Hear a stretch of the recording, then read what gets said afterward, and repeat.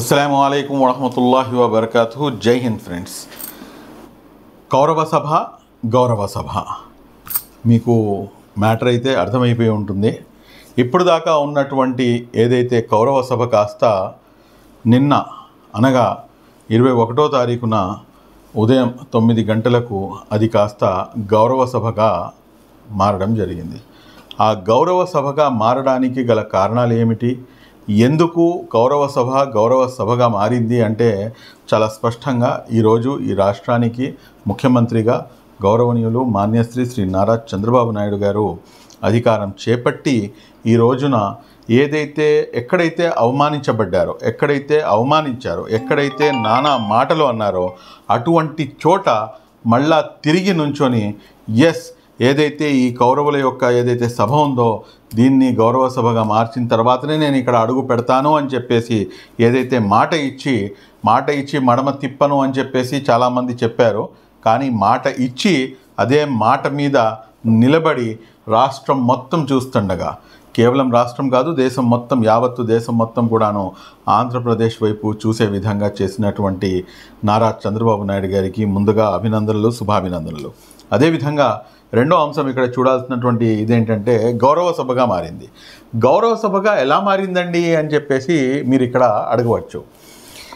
ఎవరైతే నారా చంద్రబాబు నాయుడు గారిని, అదేవిధంగా అక్కడ ఉన్నటువంటి 23 కాస్త 17 అయిపోయారు, 17 కాస్త 16 వరకు అలా పడిపోయారు. అంటే కొంతమంది ఇటు వైసీపీలోకి జాయిన్ అయిన తర్వాత అక్కడ నానా ఇబ్బందులు, నానా అవమానాలు, ఒక అవమానం రెండు అవమానాలు అని చెప్పి కాదు, రోజు పొద్దున్న నుంచి సాయంత్రం దాకా అవమానాలు, ఒక చాంతాడంత అవమానాలు చేస్తున్నా కూడా కానీ ఈ రోజున అధికారం చేపట్టిన తర్వాత ప్రతిపక్ష హోదా కూడా దక్కించుకోలేనటువంటి వైఎస్ జగన్మోహన్ రెడ్డి గారికి ఎవరు కూడానో పల్లెత్తి ఒక మాట మాట్లాడకూడదు, ఆయన్ని కించపరచకూడదు అని చెప్పేసి స్వయాన గౌరవ నారా చంద్రబాబు నాయుడు గారు ఇచ్చినటువంటి పిలుపు గౌరవ సభగా మార్చారు అని చెప్పడానికి ఈ అంశమే నిదర్శనం అని చెప్పడంలో ఏమాత్రం కూడానో అతిశయోక్తి లేదు. రెండో అంశం, ఆయన ప్రతిపక్ష హోదా కాకుండా ఉండటం వల్ల ఆయన కేవలం ఒక ఎమ్మెల్యేగా ఆయన ప్రమాణ స్వీకారం చేశారు.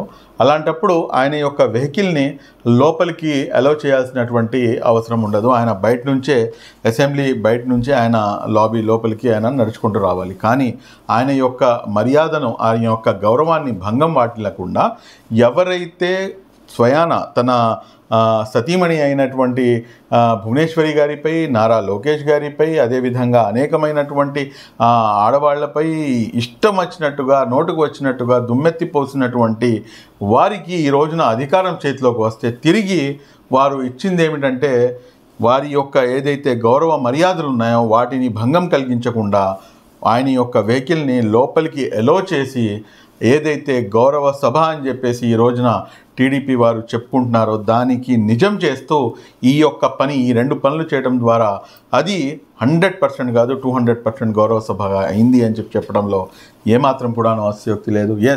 ఇటువంటి ఏదైతే భేషజాలు ఉన్నాయో, లేకపోతే ఏదైతే ఇటువంటి పాలిటిక్స్ ఉన్నాయో ఈ పాలిటిక్స్కి దూరంగా ఉండి, కక్ష సాధింపులకు దూరంగా ఉండి ఈ రోజున రాష్ట్ర అభివృద్ధియే నా ప్రధాన ఎజెండా అన్నట్టుగా ఏదైతే గౌరవ నారా చంద్రబాబు నాయుడు గారు మరియు 164 మంది కూటమి ఎమ్మెల్యేలు అందరూ కలిసి ఏ రకంగా అయితే ముందుకు అడుగు వేస్తున్నారో వీళ్ళందరూ కూడాను ఏదైతే అనుకుంటున్నారో, ఏదైతే స్వర్ణాంధ్రప్రదేశ్ సాధిద్దామని చెప్పేసి, ఏ అంటే అమరావతి, పి అంటే పోలవరం అని చెప్పేసి ఈ రోజున ముందుకు అడుగు వేస్తున్నారో ప్రతి అడుగును కూడాను దేవుని యొక్క సహాయ సహకారాలు మెండుగా ఉండాలని చెప్పేసి మనస్ఫూర్తిగా కాంక్షిస్తూ సెలవు తీసుకుంటున్నాను. Thank you very much. జై హింద్. అస్సలాము అలైకుం వరహమతుల్లాహి వబర్కాతుహు.